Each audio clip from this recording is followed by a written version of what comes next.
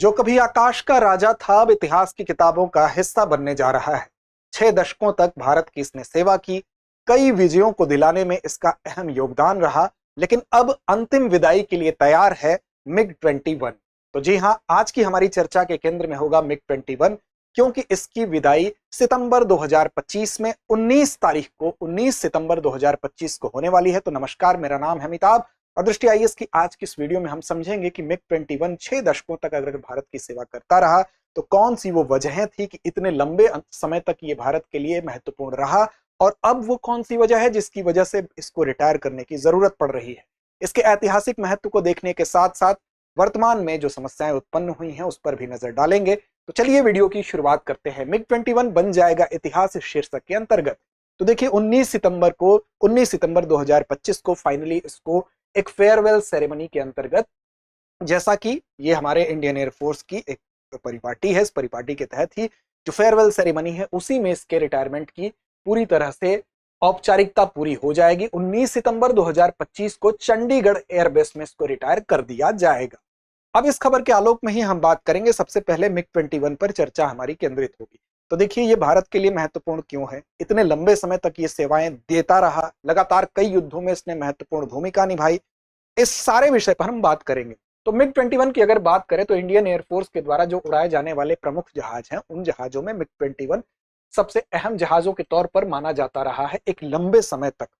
अब इसकी प्रासंगिकता कहीं ना कहीं प्रभावित हो रही है, ठीक उसी तरह से जैसे आपके गैरेज में एक पुराना स्कूटर पड़ा है, लेकिन तकनीकी के साथ साथ जब कोई एडवांस बाइक आ जाती है तो एक लंबे समय के बाद अगर वो पुराना स्कूटर भले ही बहुत अच्छा काम करता रहा हो अपने जमाने में, लेकिन अब आजकल की जो नई बाइक है उसकी तुलना में कहीं ना कहीं आप पिछड़ न जाए दूसरों से, इसलिए उसको रिटायर करने की आवश्यकता पड़ती है। क्योंकि हो सकता है कि बीच में बाइक आपकी कहीं बंद हो जाए, उसमें कुछ तकनीकी खराबी आ जाए, तो कुछ यही बात। दरअसल तकनीकी रूप से जब एडवांस चीजें हमारे आसपास के देशों के पास आ जाती हैं तो हमारी ये मजबूरी हो जाती है कि हम किसी भी प्रकार के सुरक्षा में जोखिम नहीं ले सकते हैं। तो लगातार होने वाली दुर्घटनाओं की वजह से इसको अब रिप्लेस करना जरूरी था, लेकिन फिर भी एक लंबे समय तक इसको रिप्लेस नहीं किया जा सका। उसकी भी वजह को हम समझेंगे, क्योंकि इसकी आवश्यकता तो काफी पहले से महसूस की जा रही थी। अब इसकी अगर बात करें तो जो प्रमुख लड़ाकू विमान हम इस्तेमाल कर रहे हैं भारत में फिलहाल, जैसे अभी लेटेस्ट हमने राफेल लिया है, राफेल के अलावा अगर हम बात कर लें तो हम और क्या इस्तेमाल करते हैं मिग-21 के अलावा, हम जैसे मिराज इस्तेमाल करते हैं, मिराज के अलावा सुखोई Su-30 MKI इस्तेमाल करते हैं। तो चाहे वो राफेल हो गया, चाहे वो Su-30 MKI हो गया, और चाहे वो हम कह सकते हैं मिराज हो गया, इसी श्रेणी में अगर बात करें तो ये भी शुमार था, यानी कि ये एक अहम योगदान लगातार निभा रहा था। अब इसमें अगर इसकी खासियत पर हम नजर डालें तो देखिए इसमें एक तो एक इंजन है, यानी इंजन की अगर बात की जाए तो इंजन एक ही था, और इसमें पायलट के बैठने की एक ही जगह थी। तो सीट भी इसके बैठने की एक ही है, इंजन भी एक ही है। लेकिन इसकी खासियत क्या थी, तो देखिए multi role fighter ground attack aircraft.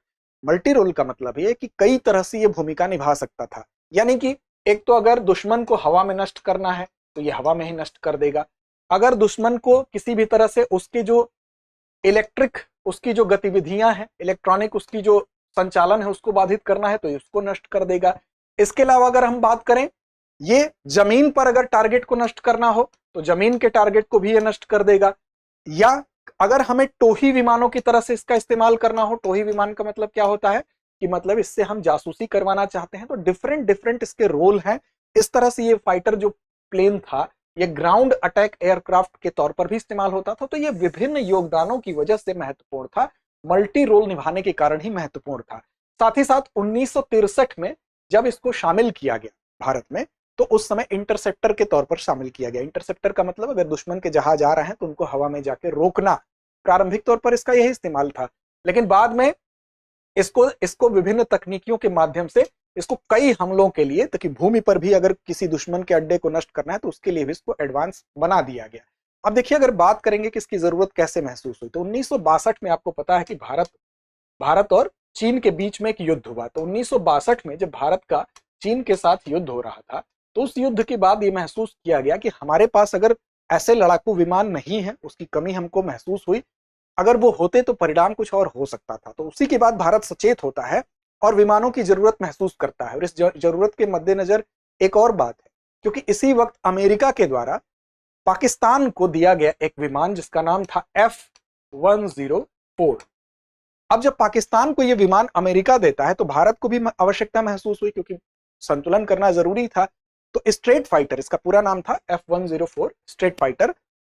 जब ये अमेरिका ने दिया पाकिस्तान को तो भारत ने कहा भाई हमें भी दो, लेकिन भारत को ये जब अमेरिका के द्वारा नहीं दिया गया तो उसी समय भारत ने एक डील पक्की की यूएसएसआर के साथ, यानी कि सोवियत संघ के साथ, और वहीं से MiG-29 की डील की पहली खेप पहुंचती है भारत में अप्रैल 1963 में। अप्रैल 1963 में जब ये आया था तो इस समय 6 ऐसे लड़ाकू विमान हमको प्राप्त हुए थे यूएसएसआर के द्वारा, और यहां पर उसको बॉम्बे में ले जाके असेंबल किया गया था। वहां पर रूसी इंजीनियर भी आए थे, उनकी मदद से इसको असेंबल किया गया।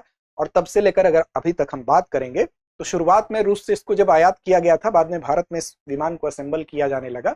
अगर आप देखेंगे तो 1967 के बाद HAL के द्वारा यहीं पर प्रोडक्शन भी शुरू हो गया था।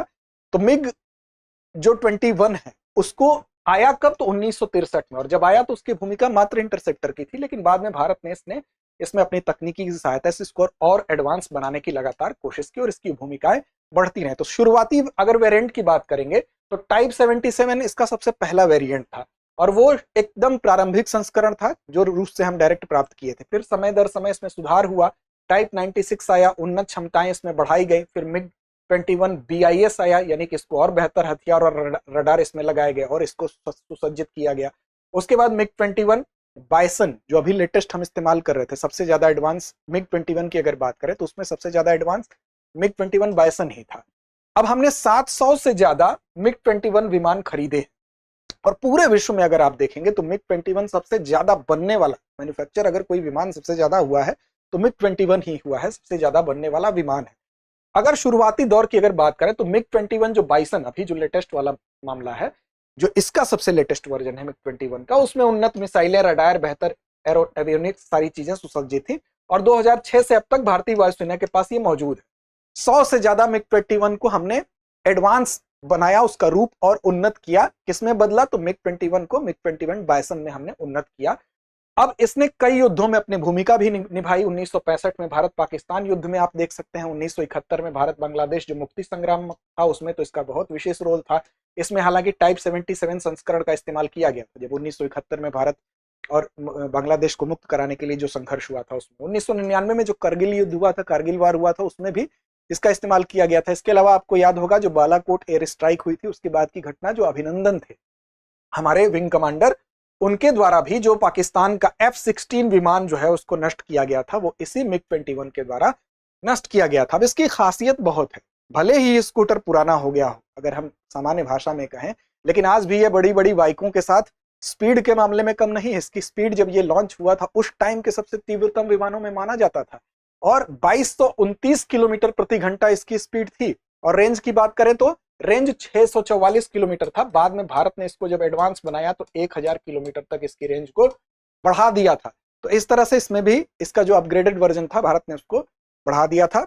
अब यहां पर देखिए, अब इसमें अगर हम बात करें तो उस वक्त इसकी स्पीड इतनी थी कि जब ये रुकता था, यानी कि जब ये रनवे पर आता था लौट के, तो इसको कंट्रोल करना मुश्किल होता था। तो तात्कालिक समय में तो ये फास्टेस्ट हम कह सकते हैं कि लड़ाकू विमानों की श्रेणी में था। लेकिन हाँ, आप आज जब अगर हम तुलना करते हैं तो आज चाहे वो तकनीकी दृष्टिकोण से देखें या अन्य दृष्टिकोण से देखें, तो अब हम थोड़ा सा इसमें पिछड़ते हुए नजर आते हैं, इसलिए इसकी जरूरत महसूस हो रही थी।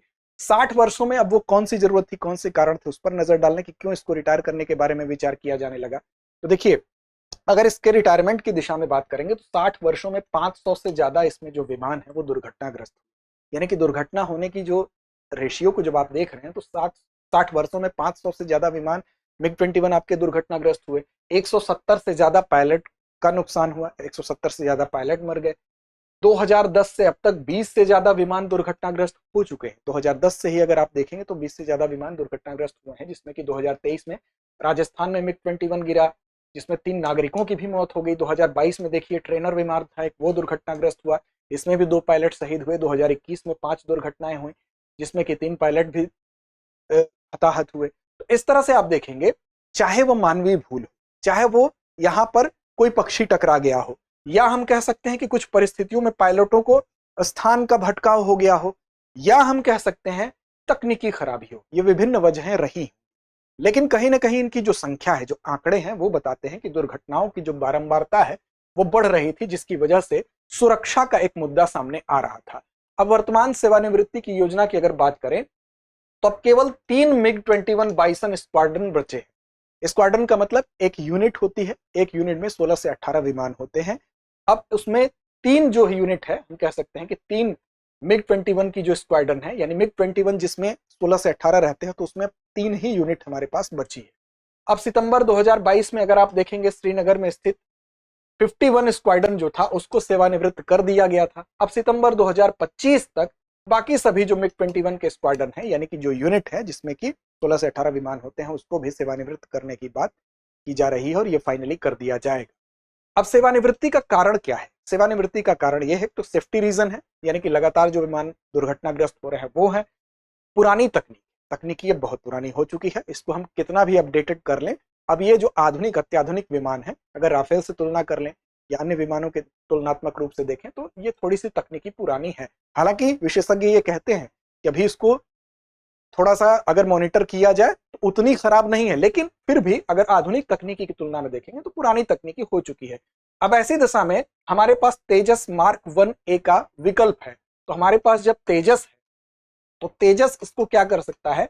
रिप्लेस कर सकता है। लेकिन जब आप सोच रहे हैं कि स्वदेशी तकनीकी से बना हुआ तेजस मार्क 1A को रिप्लेस कर सकता है, तो फिर अब तक हम इसको क्यों इस्तेमाल कर रहे थे? तेजस तो पहले ही आ गया था। तो दरअसल अब तक इस्तेमाल क्यों हम कर रहे थे, उसका रीजन ये है कि इंडियन एयरफोर्स को 42 स्क्वाड्रन की जरूरत है, यानी हमको 42 यूनिट्स की जरूरत है जो हम भारत के विभिन्न हिस्सों में उसको रख सकें, जिससे कि हमारी वायु रक्षा प्रणाली जो है मजबूत हो सके।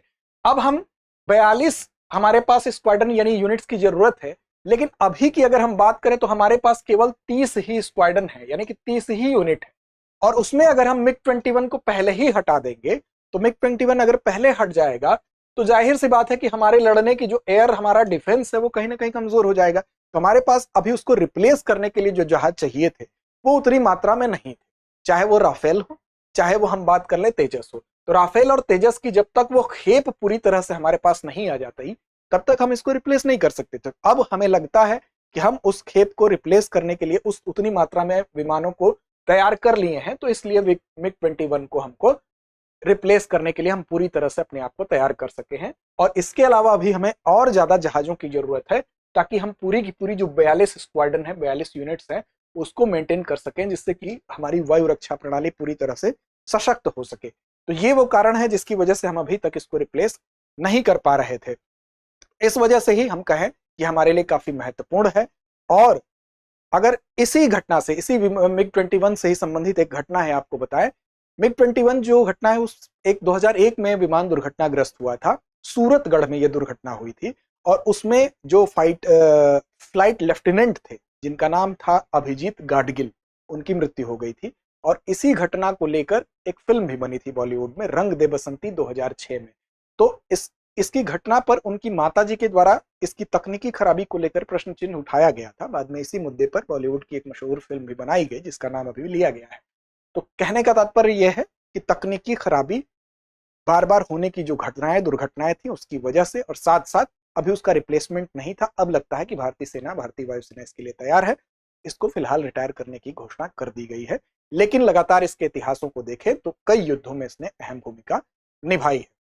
अब फिलहाल इसने 6 दशकों तक, लगभग 62 वर्ष तक अपनी सेवा दी, लेकिन रिटायरमेंट के करीब आ गया है। आगे बढ़ेंगे, अभ्यास प्रश्न की तरफ चलेंगे, लेकिन उससे पहले आपको बता दें कि दृष्टि मेंटरशिप प्रोग्राम फाउंडेशन बैच 2026 का वो प्रारंभ हो रहा है 21 जुलाई से। और इसमें आप हिंदी और अंग्रेजी दोनों मोड में, ऑफलाइन ऑनलाइन दोनों तरीके से इसमें आप अध्ययन कर सकते हैं। और यहाँ पर 10 महीने की समग्र तैयारी होगी यूपीएससी परीक्षा के लिहाज से, जहां पर आपको मिलेगा मूल्यांकन के साथ साथ 40 high speed quality test, 1-to-1 expert mentorship. और इसके लिए विस्तार से जानकारी अगर आप चाहते हैं तो 87501 पर आप कॉल भी कर सकते हैं। आगे बढ़ेंगे, अभ्यास प्रश्न की तरफ चलेंगे। आज का अभ्यास प्रश्न है, मिग-21 किस देश का मूल विमान है? विकल्प आपके सामने है, भारत, अमेरिका, रूस या फ्रांस। तो इस प्रश्न का जवाब कमेंट बॉक्स में देना ना भूलें। लड़ते रहें, अपने लक्ष्य की ओर बढ़ते रहें। डियर व्यूअर्स, अपने एग्जाम की तैयारी को और बेहतर करने के लिए हमारे चैनल को लाइक, शेयर और सब्सक्राइब करना न भूलें।